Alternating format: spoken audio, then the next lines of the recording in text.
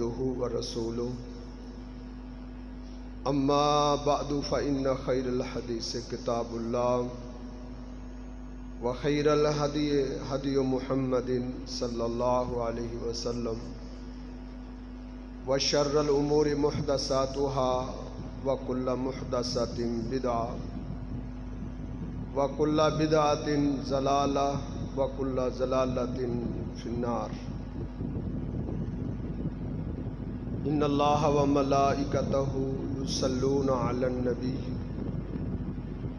يا أيها الذين آمنوا صلوا عليه وسلموا تسليما اللهم صل على محمد وعلى آله وأصحابه وسلم أعوذ بالله السميع العليم من الشيطان الرجيم بسم الله الرحمن الرحيم انما يريد الله ليذهب عنكم الرجس اهل البيت ويطهركم تطهيرا قال النبي صلى الله عليه وسلم والذي نفسي بيده لا يبغضنا اهل البيت احد الا ادخله الله النار او كما قال النبي صلی اللہ علیہ وسلم۔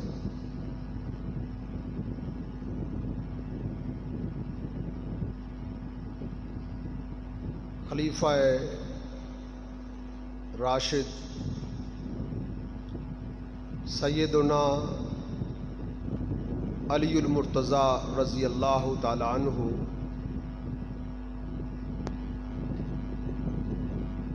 ان کا مقام اور ان کا مرتبہ، ان کی عظمت اور ان کی رفعت انتہائی بلند و بالا ہے۔ اس کی ایک یہ وجہ بھی ہے کہ جناب علی المرتضیٰ رضی اللہ تعالی عنہ صحابیت کا شرف پانے کے ساتھ ساتھ انہیں اور بھی کئی مقامات اور کئی عظمتیں حاصل ہیں۔ اللہ کے پیغمبر صلی اللہ علیہ وسلم کے داماد بھی ہیں، آپ کی انتہائی محبوب ترین بیٹی سیدہ فاطمہ رضی اللہ تعالیٰ عنہا وہ جناب علی المرتضیٰ رضی اللہ تعالیٰ عنہ کے عقد میں آئی ہے۔ یہ بہت بڑا شرف اور یہ بہت بڑی عظمت ہے۔ تمام صحابہ جناب علی رضی اللہ تعالیٰ عنہ کی اس عظمت اور رفعت کے معترف رہے ہیں، اور اس سے بڑھ کے جناب علی رضی اللہ تعالیٰ عنہ کو ایک اور مقام وہ آپ کی قرابت اور آپ کی رشتہ داری کا ہے،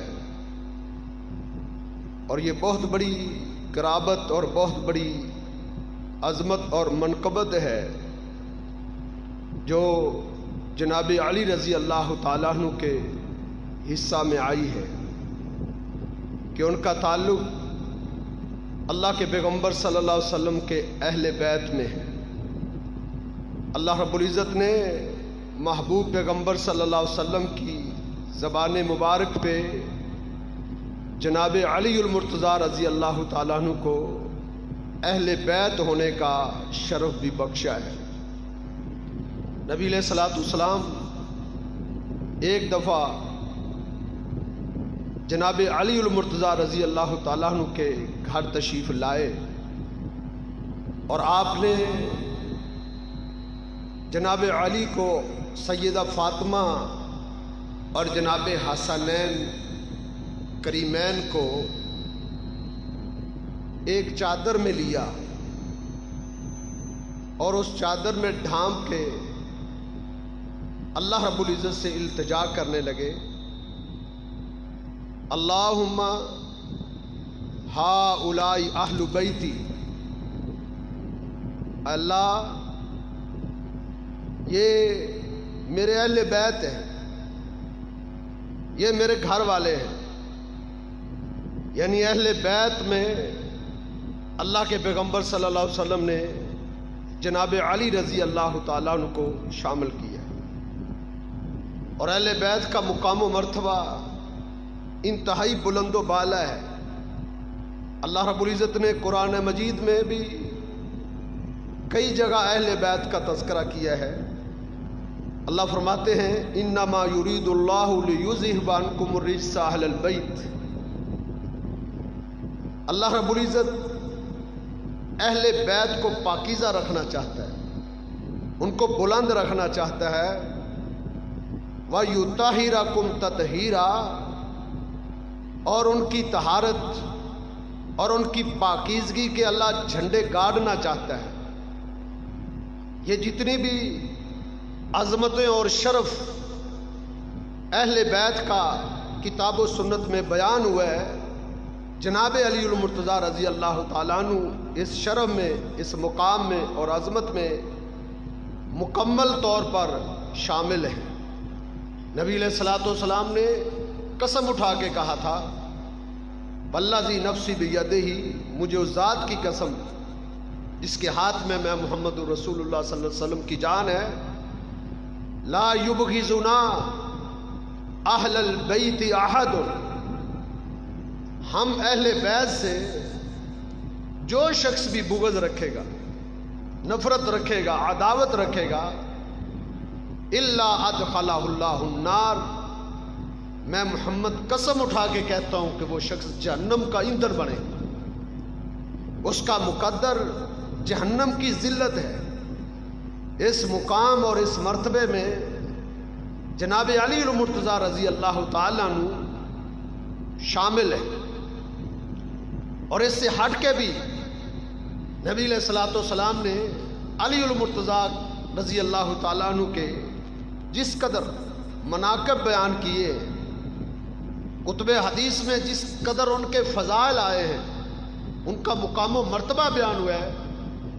امام احمد بن حنبل علیہ رحمہ کہا کرتے تھے کہ جس قدر احادیث سیدنا علی رضی اللہ تعالیٰ عنہ کی منقبت اور شان میں وارد ہوئی ہے، روایت کی گئی ہے، اتنی زیادہ روایات اور کسی صحابی کی عظمت اور رفعت کے بارے میں بیان نہیں ہوئی۔ یہ ان کی عظمت اور ان کی شان کا ایک منہ بولتا ثبوت۔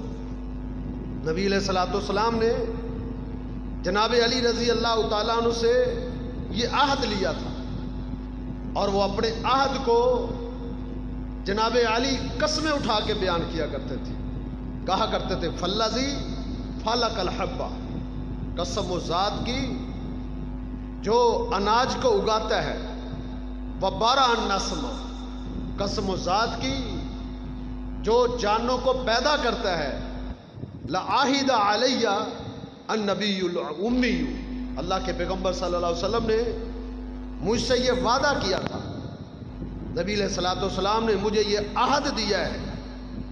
کیا وعدہ دیا ہے، کیا عہد دیا ہے؟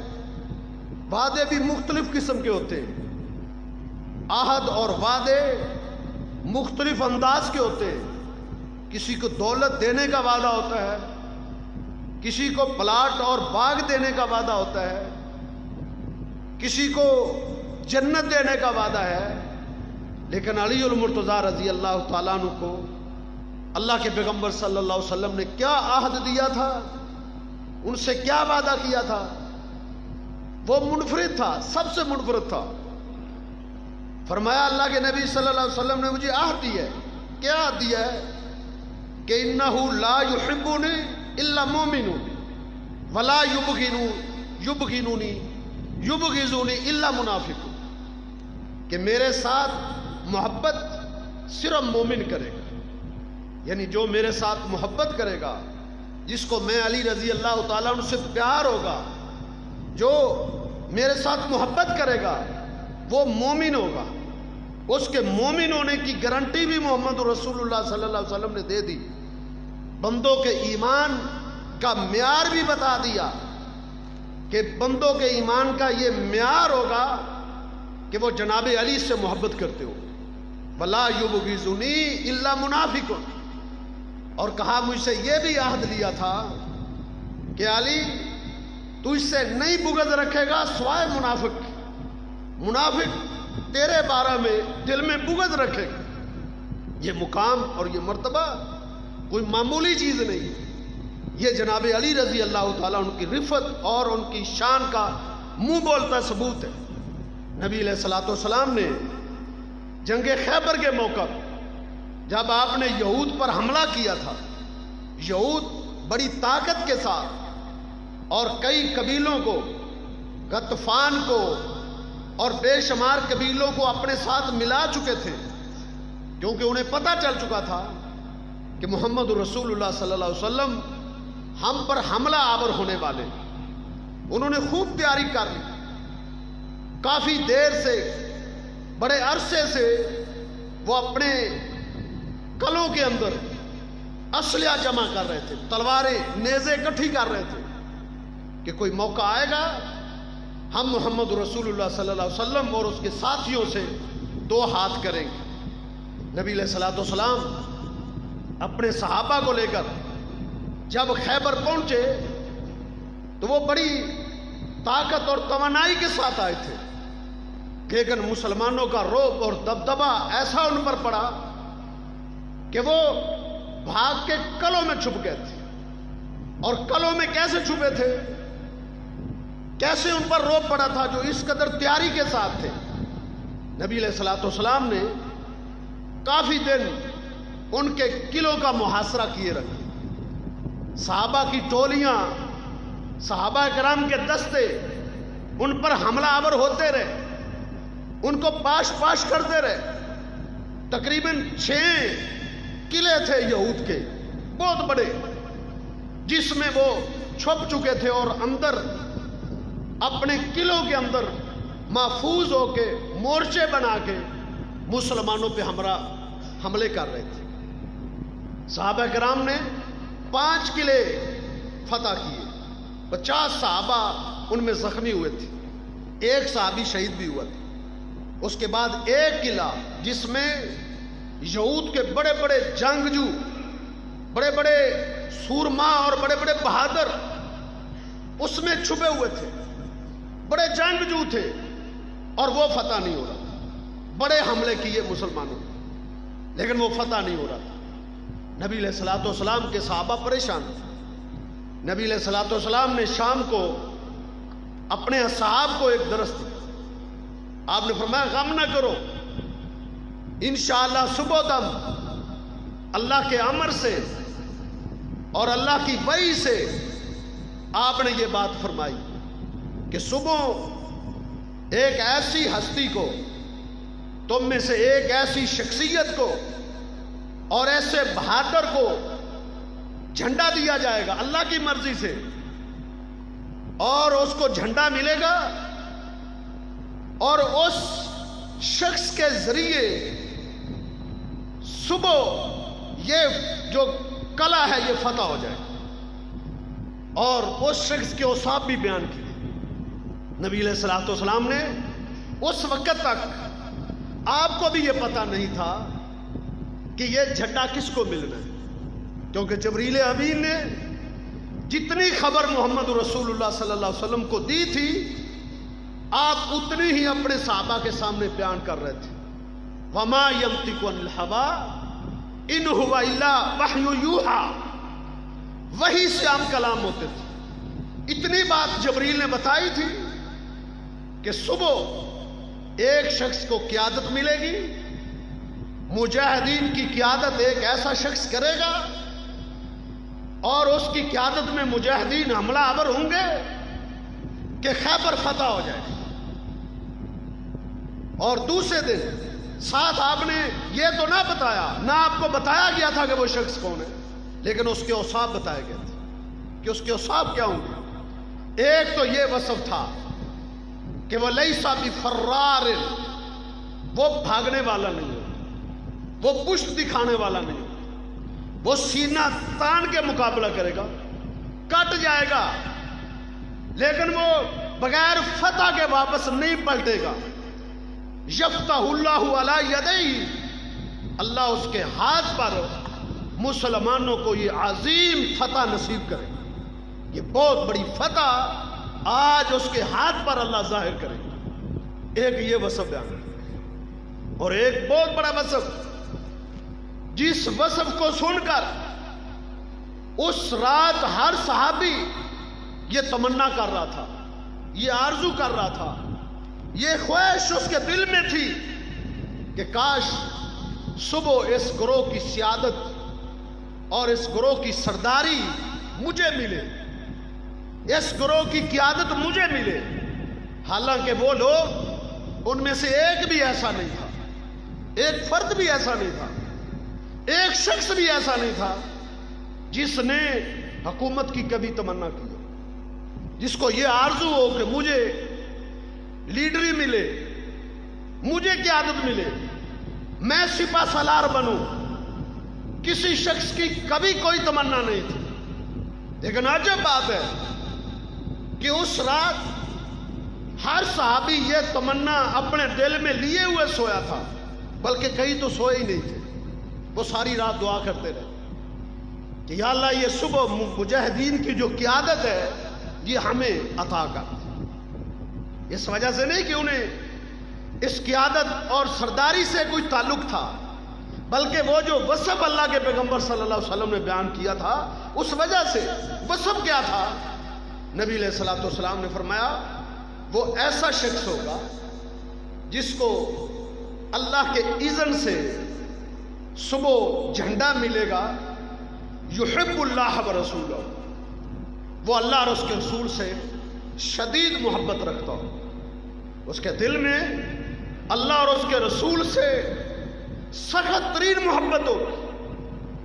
پھر صرف یہ نہیں کہ وہ اللہ اور اس کے رسول سے محبت رکھتا ہوگا، بلکہ آپ نے اس کے وصف میں یہ بھی بیان کیا کہ یحبہ اللہ ورسولہ، اس سے اللہ کو بھی بڑی محبت ہے، وہ اللہ کو بھی بڑا پیارا لگتا ہے، اللہ کو بھی اس سے بڑی الفت ہے، وہ اللہ کا بھی بڑا محبوب ہے۔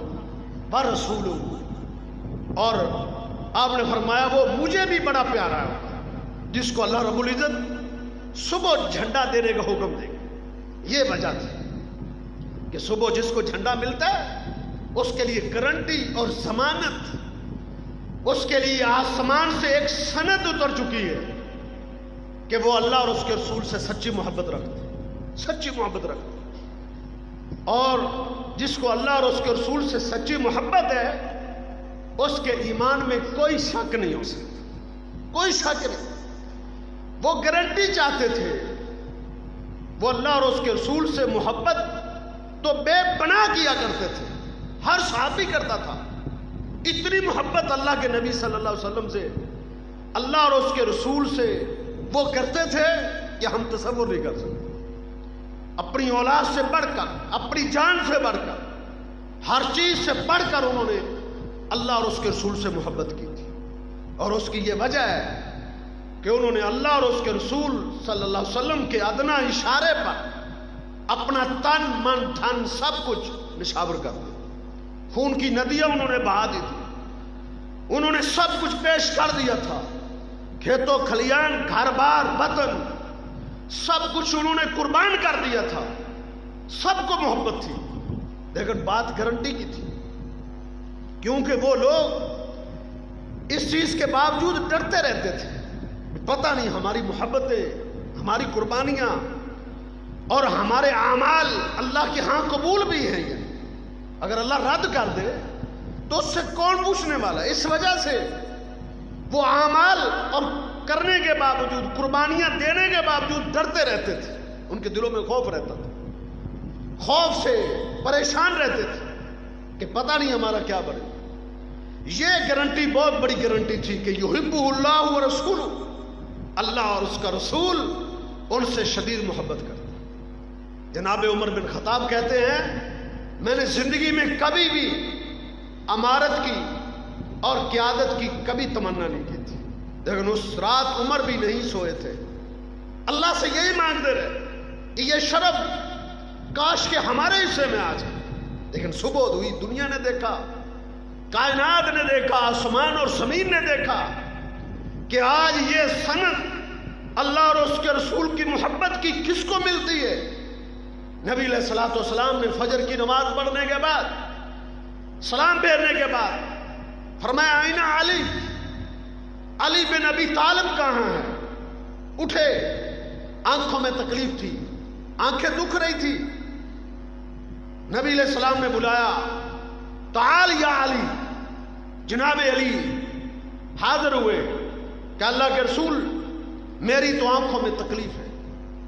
آپ صلی اللہ علیہ وسلم نے اپنا لعاب دہن نکالا اور اپنی انگلی سے جناب علی المرتضیٰ رضی اللہ تعالیٰ ان کی آنکھوں میں ڈال دی۔ جناب علی فرماتے ہیں کہ اس لعاب میں اللہ کے پیغمبر صلی اللہ علیہ وسلم کی تھوک میں کیا برکتیں تھی اور کیا سکون اور راحت تھی کہ میری آنکھوں میں جب وہ پڑا تھا تو مجھے اس قدر سکون اور راحت ملا تھا کہ اتنا سکون اور راحت میری آنکھوں کو زندگی میں کبھی نہیں ملا تھا، اور اتنی میری بنائی تیز جتنی اس دن ہوگی تھی اتنی کبھی بھی نہیں تھی۔ پھر زندگی بھر کبھی جناب علی المرتضیٰ رضی اللہ تعالیٰ عنہ کی بنائی میں کوئی کمی واقع نہیں ہوئی تھی، کبھی بھی کوئی نقص واقع نہیں ہوا تھا۔ آپ نے پھر جھنڈا پکڑایا، فرمایا علی پکڑو یہ جھنڈا لے کر تم اللہ کے دین کے لیے لڑو اور لڑتے رہنا جب تک کہ اللہ کا کلمہ بلند نہ ہو جائے۔ یہ تھامو اور ایک لشکر لے کر نکلو، ولا تلتفت، پیچھے مڑ کے نہیں دیکھنا۔ مانا یہ تھا کہ ابھی ابھی نکل جاؤ، کوئی انتظار نہیں، کوئی تردد نہیں، ابھی نکل جاؤ۔ جناب علی المرتضیٰ رضی اللہ تعالیٰ نے جب یہ سنا تو اسی وقت ہی اپنا رخ پھیر لیتے اور اپنا سفر شروع کر دیتے۔ تھوڑا سا آگے گئے تو یاد آیا کچھ باتیں پوچھنی تھی، کچھ سوالات کرنے تھے، کچھ استفسار کرنا تھا، کچھ الجھنیں باقی تھی۔ اب اللہ کے پیغمبر صلی اللہ علیہ وسلم سے کچھ پوچھنا بھی تھا، اب کیا کریں؟ واپس اگر پلٹتا ہوں، اگر چہرے کو واپس اللہ کے نبی کی طرف موڑتا ہوں تو نبی علیہ الصلوۃ والسلام کی نافرمانی ہو جائے گی۔ آپ نے فرمایا تھا پیچھے مڑ کے نہیں دیکھیں۔ دنیا نے پھر دیکھا، رخ خیبر کی طرف ہی تھا، اسی حالت میں واپس پلٹتے ہوئے رخ ادھر تھا، چہرہ ادھر تھا، واپس قدمی پھرتے ہوئے اللہ کے پیغمبر صلی اللہ علیہ وسلم کے پاس آئے، کہا اللہ کے رسول کچھ سوالات ہیں۔ کہا پوچھو، کیا پوچھنا چاہتے ہو؟ اسی حالت میں کھڑے۔ یہ ان کی اطاعت تھی، یہ ان کی فرما برداری تھی جس وجہ سے ان کو مقام ملا تھا، خاندانوں کی وجہ سے نہیں، یہ ان کی اطاعت اور فرما برداری تھی۔ اللہ کے پیغمبر صلی اللہ علیہ وسلم نے اپنی زبان سے ایک مرتبہ کہا تھا کہ ولا تلتفت، پیچھے نہیں جھانکنا، ادھر منہ کر کے کھڑا ہے۔ 20 فرامین، سینکڑوں احادیث، سینکڑوں بیانات سن چکے ہم، لیکن ہماری حجامتیں نہ بدلی، ہمارے لباس نہ بدلے، ہمارے قول و کردار نہ بدلے، ہمارے معاملات نہ بدلے۔ پوچھو کون ہو، سینے پہ ہاتھ مار کے کہیں گے میں اہل الحدیث ہوں، میں اہل حدیث کے گھر پیدا ہوں، میں اہل سنہ ہوں، میں اہل سنت کے گھر پیدا ہوں۔ بھائی اہل سنہ اور اہل الحدیث یہ تھے کہ اللہ کے پیغمبر صلی اللہ علیہ وسلم نے ایک مرتبہ کہہ دیے، بلکہ اشارہ کر دیے، وہ نبی علیہ الصلوۃ والسلام کے اشارے پر بھی کٹ گئے تھے، لیکن اس اشارے میں کسی قسم کی کمی واقع نہیں ہونے دی۔ یہ ایمان والے لوگ تھے، اس وجہ سے ان کو رتبے ملے تھے، اس وجہ سے ان کو درجے ملے تھے۔ ان کے لیے دنیا میں جنت کے جو ٹکٹ آ گئے تھے، جنت کی جو سندیں آ گئی تھی، اس کی وجہ یہ تھی وہ فوراً اطاعت کرنے والے تھے، فوراً سے پہلے اطاعت کرتے تھے، کوئی تردد نہیں، کوئی انتظار نہیں، کوئی پس و پیش نہیں۔ بوڑھا ہو جاؤں گا تو میں داڑھی رکھ لوں، ابھی تو میں جوان ہوں، ابھی میرا غور سے وقت، ابھی میں نے شادی کرنی ہے۔ 100 بہانے، 100 ہیلے پیش کیے جاتے، صرف داڑھی کے معاملہ میں نہیں۔ خوشی غمی کو دیکھ لو، حکم کیا ہے، ما کان للمؤمنین ولا مؤمنہ اذا قضى اللہ ورسولہ امرا ان یکون لہم الخیرہ۔ اللہ اور اس کے رسول کا حکم آ جائے، اللہ اور اس کے رسول کا طریقہ آ جائے، پھر بھلا کسی مسلمان کے یہ لائق کیسے ہو سکتا ہے؟ وہ اپنی مرضی کرے، خوشی اپنی مرضی کی، غمی اپنی مرضی کی، خوشی کا طریقہ اپنا، غمی کا طریقہ اپنا، لباس اپنی مرضی کا، حجامتیں اپنی مرضی کی۔ اللہ کے بندو، یہ اہل السنہ اور اہل الحدیث کا کردار نہیں ہوتا۔ ان کا کردار کیا ہے؟ مصور کھینچ وہ نقشہ جس میں یہ صفائی ہو، ادھر فرمان محمد صلی اللہ علیہ وسلم ہو، ادھر گردن جھکائی۔ یہ کیسی محبت ہو گئی، یہ کیسی الفت ہو گئی؟ زندگی کے تمام معاملات اپنی مرضی کے، آباء و اجداد کے طریقے پر۔ یہ وجہ تھی جس وجہ سے ان کو جو ہے نا منفرد مقام ملا ہے، دنیا میں ان کو جنت کے ٹکٹ ملے۔ ان کے ایمان کو اللہ نے بطور سیمپل، نمونہ بنا کے دنیا والوں کے سامنے پیش کر دیا۔ جنت تمہیں چاہیے، ایمان ضروری ہے۔ ایمان کیسا؟ جس طرح محمد علیہ السلام کے صحابہ ایمان لائے تھے، جس طرح ان کا ایمان تھا، جس طرح ان کا یقین تھا، جس طرح ان کی محبتیں تھیں، جس طرح ان کی اطاعت تھی، تب تم کامیاب، تب تم نجات پا سکتے۔ تو جناب علی المرتضیٰ رضی اللہ تعالیٰ عنہ اس وجہ سے زیادہ محبت، جتنا زیادہ ایمان مضبوط ہوگا اتنی زیادہ محبت ملے گی اللہ اور اس کے رسول۔ تو جناب علی رضی اللہ تعالیٰ عنہ بڑے مستحکم ایمان کے مالک تھے۔ نبی علیہ الصلوۃ والسلام نے ایک دفعہ کہا کہ علی جاؤ، فلاں مقام پہ ایک عورت جا رہی ہے، اس کے پاس ایک خط ہے، اس خط میں مسلمانوں کے راز لکھے ہوئے ہیں کفار مکہ کی طرف۔ جاؤ تم، وہ خاتون فلاں مقام پہ پہنچی ہوگی، دوڑاؤ تم اپنی سواریوں کو، اس کے پاس خط ہے۔ جناب علی المرتضیٰ رضی اللہ تعالیٰ نے اپنے ساتھیوں کو لے کر سواریوں کو دوڑایا، بالکل اسی مقام پر جہاں اللہ کے پیغمبر صلی اللہ علیہ وسلم نے بتایا تھا، وہاں وہ خاتون کھڑی تھی، نہ آگے تھی نہ پیچھے تھی۔ روکا اس کو، سواری سے اتارا اس کو، کہا تیرے پاس خط ہے؟ وہ خط نکال۔ اس نے کہا میرے پاس کوئی خط نہیں۔ اس نے ساری تلاشی دی، کہا میرے پاس کوئی خط نہیں۔ جناب علی المرتضیٰ رضی اللہ تعالیٰ عنہ فرمانے لگے یہ ہو نہیں سکتا کہ ہمارے پیغمبر کی زبان مبارک سے ایک جملہ نکلا ہو کہ اس خاتون کے پاس ایک خط ہے، پھر وہ خط تیرے پاس نہ ہو، اور یہ ہو نہیں سکتا۔ پتھر پر لکیر، اللہ کے پیغمبر کی زبان مبارک سے بات نکل گئی۔ پوری دنیا جھوٹی ہو سکتی ہے، لیکن اللہ کے پیغمبر کی زبان مبارک سے نکلی بات 101% سچی اور پکی ہوتی ہے، غائب نہیں ہو سکتی۔ اس نے کہا دیکھ لو۔ انہوں نے پھر دھمکی دی، ان کا نکالو ورنہ ہم تجھے برہ نہ کریں گے، تجھے خط نکالنا پڑے گا۔ جب اس خاتون نے دیکھا کہ یہ مجھے چھوڑنے والے نہیں، پھر اس نے اپنے بالوں کی میڑیوں میں، گوت میں سے خط نکالا، اس میں چھپایا ہوا تھا، اور وہ خط دیکھ کر علی المرتضیٰ رضی اللہ تعالیٰ نے پکار اٹھے اللہ اکبر، صادق اللہ و رسولہ، اللہ اور اس کا رسول سچا ہے، اللہ اور اس کے رسول نے سچ فرمایا۔ یہ ان کا یقین تھا، آپ کے فرمان پر یہ حقانیت تھی۔ تو نبی علیہ الصلوۃ والسلام نے فرمایا کہ صبح جھنڈا اس شخص کو دیا جائے گا کہ اس کے ہاتھ پر اللہ فتح دے گا۔ بھیجا، روانہ کر دیا۔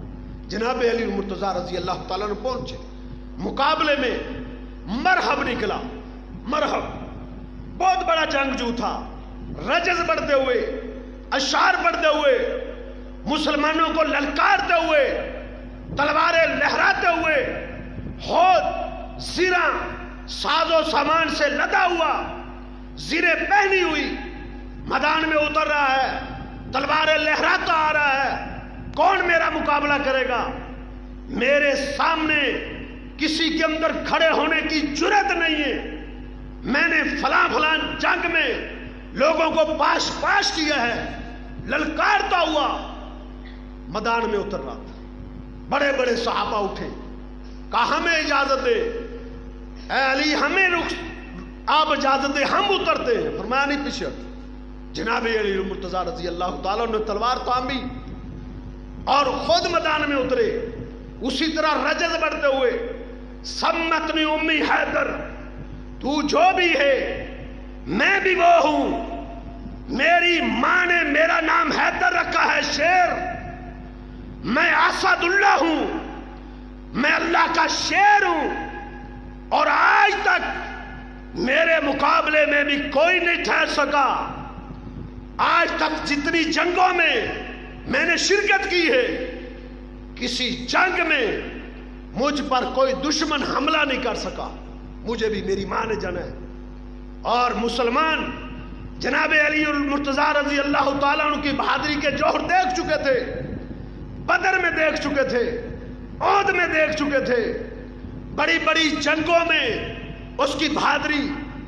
مسلمانوں نے بدر کے میدان میں 70 کفار کی لاشیں گرائی تھی، 70 واصلے جہنم کیے تھے، اور ان 70 میں سے اکیلے علی المرتضیٰ رضی اللہ تعالیٰ نے 36 سرداروں کی گردنیں اپنی تلوار سے اکیلے علی نے کاٹی تھی۔ ایسے بہادر، ایسے جنگجو، ایمان کی قوت بھی تھی، ایمان کی دولت بھی تھی، پیچھے پاور موجود تھی، اس لیے دشمنوں کو کاٹتے چلے جاتے تھے، گردنیں توڑتے چلے جاتے تھے، جوڑ کاٹتے چلے جاتے تھے۔ آج بھی اتر رہے ہیں، آج ایک یہودی جنگجو کا مقابلہ کرنے کے لیے، اور آتے ہی سب سے پہلا حملہ اپنی تلوار سے مرہب کے سر پہ اتنی زور سے کیا، جو اسلحہ سے لوہے کی زیریں اس نے پہنی ہوئی تھی، اس کے سر پر جو ہیلمٹ تھا وہ بھاری چادر کا بنا ہوا لوہے کا تھا، لیکن جناب علی المرتضیٰ رضی اللہ تعالیٰ عنہ کو اللہ نے اتنی قوت اور طاقت دی ہوئی تھی کہ ایک تلوار صرف ایک مرتبہ ماری تھی، پہلا حملہ تھا، پہلا وار تھا، اس تلوار اتنی قوت سے چلی تھی کہ اس ہیلمٹ کے بھی 2 ٹکڑے ہو گئے تھے، مرب کے پورے جسم کے 2 ٹکڑے ہو گئے، آدھا ادھر گر گیا، آدھا ادھر گر گیا، ایک تلوار تھی۔ یہ قوت اور یہ طاقت تھی۔ یہود بھاگ گئے، ان کے حوصلے پست ہو گئے، اپنے قلعوں میں چھپ گئے، اور جناب علی مرتضیٰ رضی اللہ تعالیٰ نے آگے بڑھ کے وہ ان کے قلعے کا جو دروازہ تھا اکیلے شخص نے پکڑا اور اس دروازے کو توڑ کے اکھیڑ کے پیچھے رکھ دیا، اور پھر مجاہدین کو اس قلعے میں داخل ہونے کا حکم دے دیا۔ چند لمحوں کے اندر قلعہ فتح ہو گیا تھا، یہود نے ہتھیار پھینک دیے تھے، سلنڈر ہو گئے تھے۔ یہ فتح اور یہ نصرت اللہ رب العزت نے جناب علی رضی اللہ تعالیٰ عنہ کے ہاتھ پر رکھی تھی۔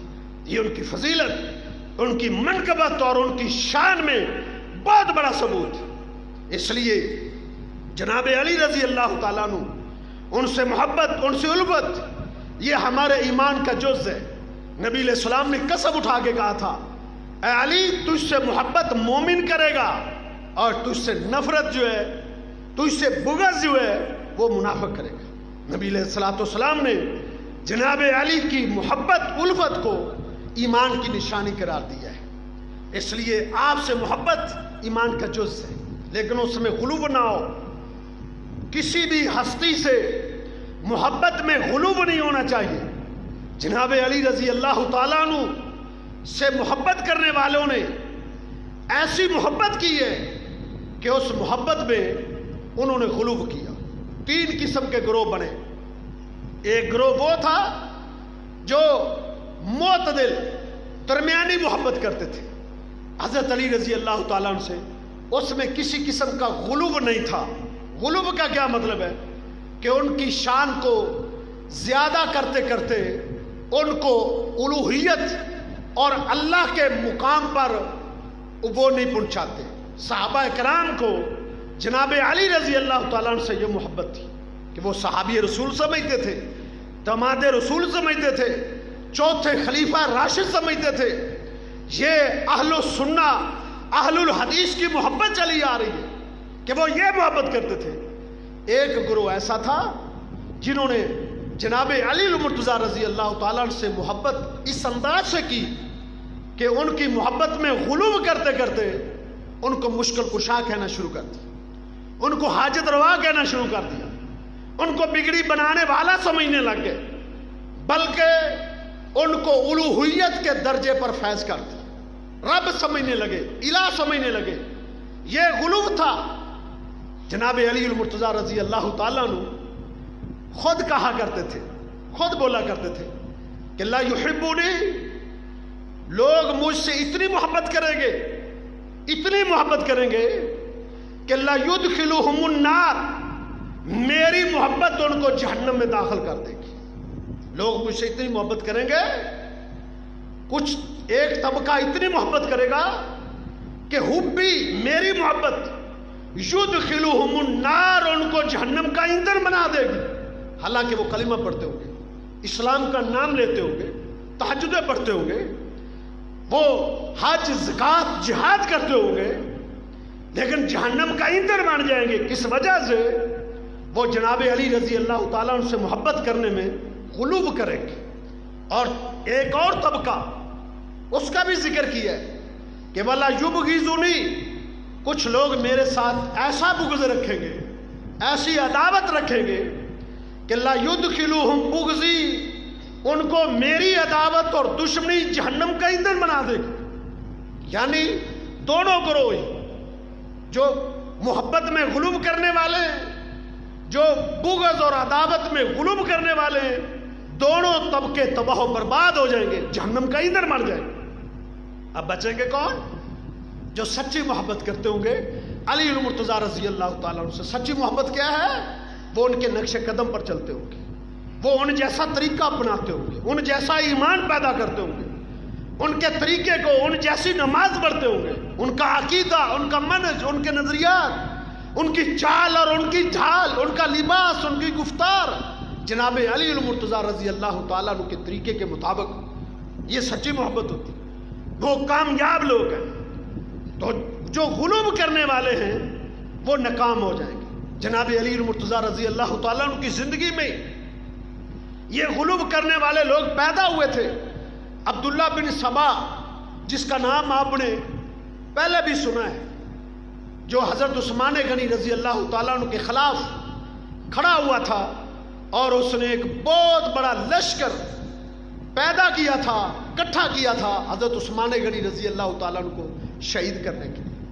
جب حضرت عثمان شہید ہو گئے، وہ سارا لشکر علی رضی اللہ تعالیٰ عنہ کے ساتھ جڑ گیا اور انہوں نے حضرت علی کی محبت میں اتنا غلو کیا۔ شروع یہاں سے ہوئے تھے کہ نبی علیہ الصلوۃ والسلام کے بعد پہلے خلیفہ علی کو بننا چاہیے تھا۔ یہ آغاز کیا تھا انہوں نے کہ پہلا خلیفہ ابو بکر نہیں، پہلا خلیفہ جناب علی ہے۔ یہ عبداللہ بن سبا نے یہ اپنی بنیاد اس جملے پر رکھی تھی۔ پھر بڑھتا بڑھتا وہ یہاں تک پہنچ گیا کہ وہ کہنے لگا جو آسمانوں پر رب تھا وہی علی کی شکل میں زمین پر اتر چکا ہے، وہ الہ سمجھنے لگا تھا۔ حضرت علی رضی اللہ تعالیٰ عنہ نے ان لوگوں کو بہت سمجھایا، کیونکہ صحابہ کرام شرک جیسے پہلو کو کبھی قبول نہیں کرتے تھے، اس میں کوئی گنجائش نہیں دیتے تھے۔ حضرت علی رضی اللہ تعالیٰ عنہ نے 3 مناظرے کیے تھے ان لوگوں کے ساتھ، 3 مناظرے، سمجھایا تھا کہ تم میری محبت میں غلو نہ کرو، اللہ رب العزت نے اس سے ڈرایا ہے، ایاکم والغلو۔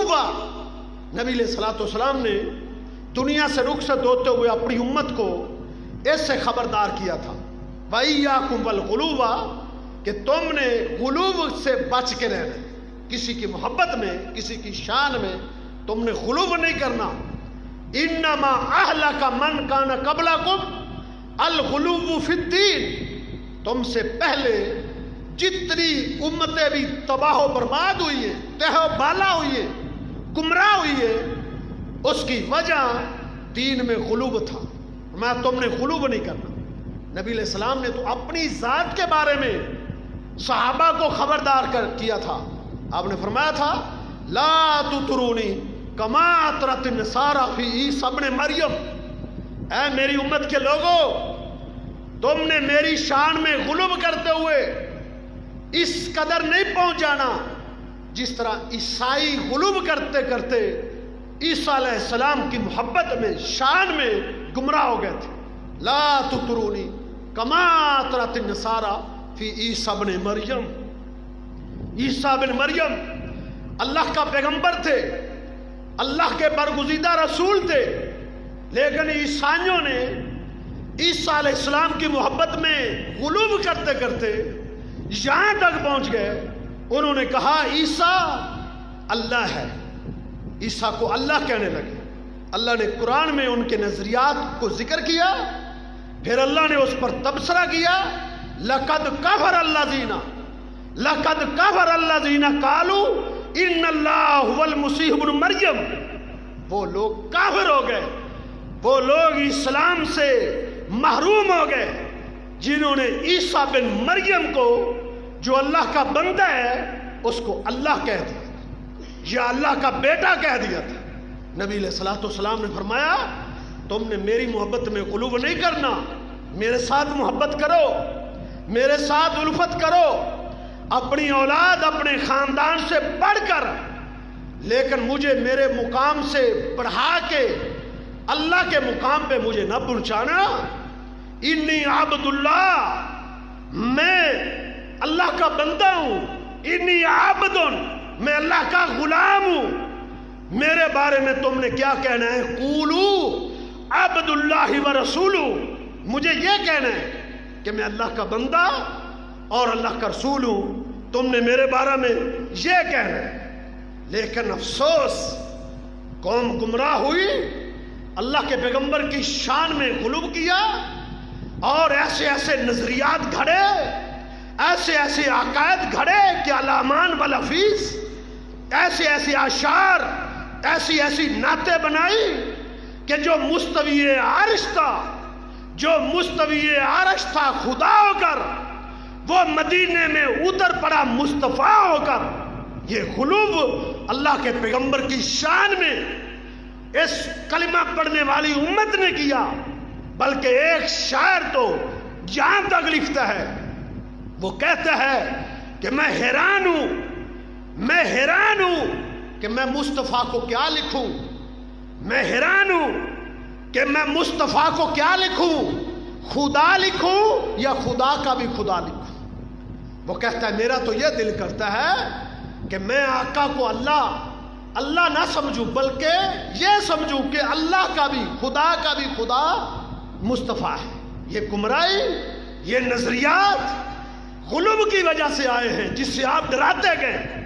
علی المرتضیٰ رضی اللہ تعالیٰ عنہ کے بارے میں بھی یہی نظریات پیدا ہوئے، آج تک پیدا ہوتے چلے آ رہے. آپ دیکھیں، آپ کو جناب علی رضی اللہ تعالیٰ عنہ کو مشکل کشا کہتے ہوئے آپ پائیں گے. میرے بھائیوں، جناب علی المرتضیٰ رضی اللہ تعالیٰ عنہ کی عظمت، ان کی رفعت، ان کی شان، ان کا مقام بہت بلند ہے. وہ مقام، اس مقام کو سمجھو، ان کی شان کو، ان کی شان کے مطابق ان کا مقام دو. لیکن آپ کی شان کو بڑھا کے آپ کو مشکل کشا کہنا، مشکل کشا اللہ ہے. اللہ کے سوا کوئی مشکل کشا نہیں ہے، اللہ کا وصف ہے. حاجت روا اللہ ہے، بگڑیاں بنانے والا اللہ ہے. یہ اللہ کی شان ہے. اس شان میں کوئی شریک نہیں ہو سکتا، کوئی حصے دار نہیں بن سکتا. تو اس لیے یہ غلو سے امت کو روکا گیا ہے، منع کیا گیا ہے. حضرت علی رضی اللہ تعالیٰ نے ان لوگوں کو جو آپ کی محبت کا دعویٰ کرتے تھے اور انہوں نے آپ کو الہ سمجھنے لگ گئے، 3 دفعہ ان سے مناظرہ کیا، سمجھایا، وہ نہیں سمجھے۔ پھر کیا کیا؟ کہا گڑھے کھودو، گڑھے کھودے گئے۔ کہا اب کیا کرے؟ کہا ایک میں لکڑیاں ڈالو۔ ان گڑھوں میں لکڑیاں ڈالی گئی۔ صحیح البخاری اٹھا کے دیکھو، حدیث کی دیگر کتابیں اور کتب تواریخ اٹھا کے دیکھو، حضرت علی رضی اللہ تعالیٰ نے ان گڑھوں میں آگ جلائی۔ پھر ان سب کو جو حضرت علی رضی اللہ تعالیٰ کی محبت کے دعوے دار تھے، ایک ایک کر کے اس آگ میں پھینک کر ان کو جلا کے راکھ بنا دیا تھا۔ سب کو جلا دیا تھا کہ تمہاری یہ سزا ہے، تم اس کے قابل ہو، تم اللہ کی زمین پر نہ زندہ رہنے کے قابل ہو نہ دفن ہونے کے قابل، کہ تم نے اسلام کا نام لینے کے باوجود، تم نے اللہ کے پیغمبر کا کلمہ پڑھنے کے باوجود تم اسلام سے فارغ ہو چکے ہو، تم مرتد ہو چکے ہو، تم اسلام سے نکل چکے ہو۔ کیوں؟ تم نے میری محبت میں غلو کر کے مجھے اللہ کے مقام پر پہنچا دی۔ کسی نے اختلاف نہیں کیا تھا، کسی نے بھی نہیں کہا تھا کہ ان کو قتل نہیں کرنا چاہیے تھا۔ ہاں، ایک صحابی نے ایک اعتراض کیا تھا، سیدنا عبداللہ بن عباس نے۔ انہوں نے کہا اگر میں ہوتا، اگر یہ معاملہ میرے سپرد ہوتا، میں نے ان کو جلانا نہیں تھا، میں نے جلانا نہیں تھا۔ کہا تم نے کیا کرنا تھا؟ کہا میں ہوتا تو تلواروں کے ساتھ ان کی گردنیں کاٹ دیتا، ایک بھی زندہ نہ چھوڑتا، جلانا نہیں تھا میں۔ کیوں؟ جلانے والی سزا اللہ کے سوا اور کوئی نہیں دے سکتا، یہ خالق و مالک کا حق ہے، جلانے والی سزا کسی کو نہیں دی جا سکتی۔ ہاں، اگر کسی نے، مجرم نے کسی کو جلایا ہے تو اس کے بدلے میں اس کو جلایا جا سکتا ہے۔ تو یہ سزا دی حضرت علی رضی اللہ تعالیٰ نے۔ گو صحابہ نے کہا کہ جلانا نہیں چاہیے تھا، لیکن وہ مرتد ہونے کی وجہ سے واجب القتل تھے، حالانکہ کلمہ پڑھتے تھے، لا الہ الا اللہ کی جلیاں ڈالتے تھے، اسلام کا نام لیتے تھے۔ کیوں واجب القتل ٹھہرے تھے؟ ان کا عقیدہ بگڑ گیا تھا، عقیدہ گندا ہو گیا تھا صرف غلوب کی وجہ سے۔ تو اللہ رب العزت سے دعا ہے، اللہ رب العزت ہمیں تمام صحابہ، تمام اہل بیت، تمام سلف صالحین، ان سے سچی صاف ستھری محبت عطا فرمائے، ایسی محبت جس میں نہ افراط ہو نہ تفریط ہو، جس میں کوئی تباہی نہ ہو، بلکہ اس محبت میں نجات ہو، اس محبت میں کامیابی ہو، اور اس محبت میں جو ہے نا سرخرو ہونا لکھا جائے، ہماری نجات لکھی جائے۔ اللہ مجھے اور آپ کو عمل کی توفیق عطا